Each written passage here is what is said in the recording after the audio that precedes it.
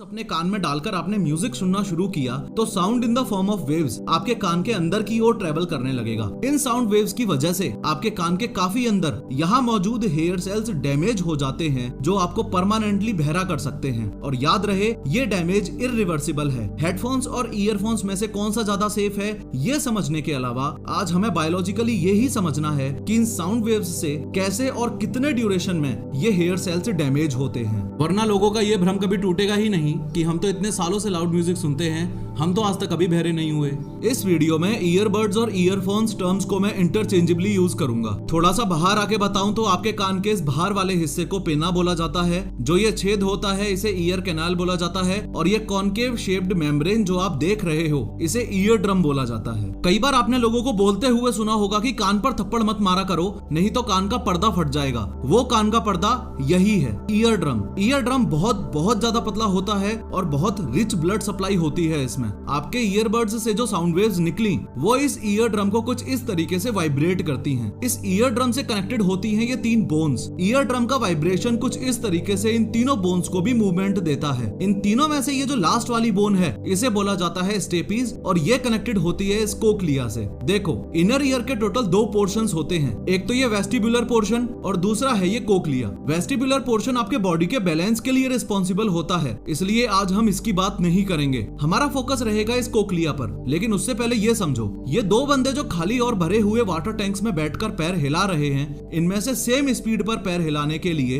किसको ज्यादा फोर्स या ताकत लगानी पड़ेगी? ऑब्वियसली इस वाले को जो पानी में पैर हिला रहा है। क्यों? क्योंकि लिक्विड एयर के कंपैरिजन में ज्यादा डेंस होता है और वहां ज्यादा फोर्स चाहिए। सिमिलरली कोक्लिया फ्लूइड कंटेन करता है, इसलिए एयर के कंपैरिजन में ज्यादा डेंस है। तो हमारे ईयरबड से जो साउंड वेव्स या एनर्जी ईयर कनाल में एयर में ट्रेवल करती हुई आई उसको 20 गुना ज्यादा पावरफुल कर देती हैं ये बोन्स, क्योंकि स्टेपीज का कोक्लिया कनेक्टिंग एरिया काफी छोटा है। अब कोक्लिया के अंदर मौजूद हैं ये टाइनी हेयर सेल्स और हर एक हेयर सेल के ऊपर मौजूद है ये स्टीरियोसिलिया। सारा खेल इन हेयर सेल्स और स्टीरियोसिलिया के डैमेज होने का है।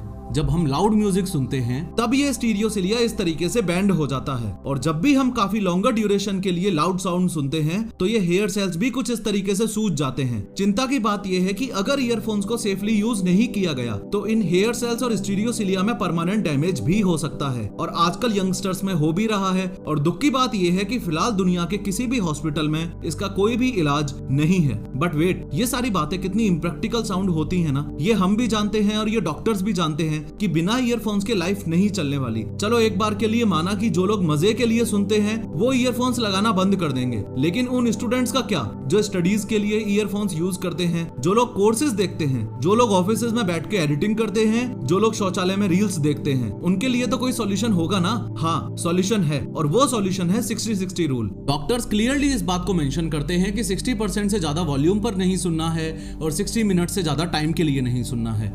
अगर आप ये 60-60 रूल फॉलो करते हो तो आपके ईयर्स ईयरफोन यूज करने के बाद भी 100% सेफ हैं। लेकिन अगेन ये बात भी टोटली इम्प्रैक्टिकल है, क्योंकि कई ऐसे केसेस भी हैं जहां बच्चों की ऑनलाइन क्लासेस घंटों चलती हैं या ऑफिसेज में बैठ के लोग 8-8 घंटे एडिटिंग करते हैं। इसलिए इस 60-60 रूल से परेशान होकर ये रवि नामक एक स्टूडेंट डायरेक्टली डॉक्टर के पास चला गया और लॉन्ग आवर्स तक अपनी ऑनलाइन स्टडीज कंटिन्यू करने के लिए पॉसिबल सॉल्यूशंस के बारे में पूछने लगा। डॉक्टर साहब रवि को अच्छे से समझाने के लिए उसकी स्टडी टेबल पर वापस आए और बताने लगे कि अगर आपको लॉन्गर ड्यूरेशन के लिए ऑनलाइन स्टडीज करनी है तो हमेशा ही सोर्स ऑफ साउंड और ईयर ड्रम के बीच के डिस्टेंस का खास ध्यान रखना है। जब आप ईयरफोन यूज करते हो तो सोर्स ऑफ साउंड और कान के पर्दे का डिस्टेंस सबसे कम होता है, यानी ईयरफोन या ईयरबड्स ऑडियो डिवाइसेस के लिए यूज करने वाले ऑप्शंस में से सबसे खतरनाक और सबसे बकवास चीज है। ये कुछ ऐसा है जैसे 2 छोटे-छोटे स्पीकर्स एकदम आपके कान में घुसा ही दिए हैं। जब आप हेडफोन्स यूज करते हो तो साउंड सोर्स से ईयर ड्रम की दूरी थोड़ी सी और ज्यादा है।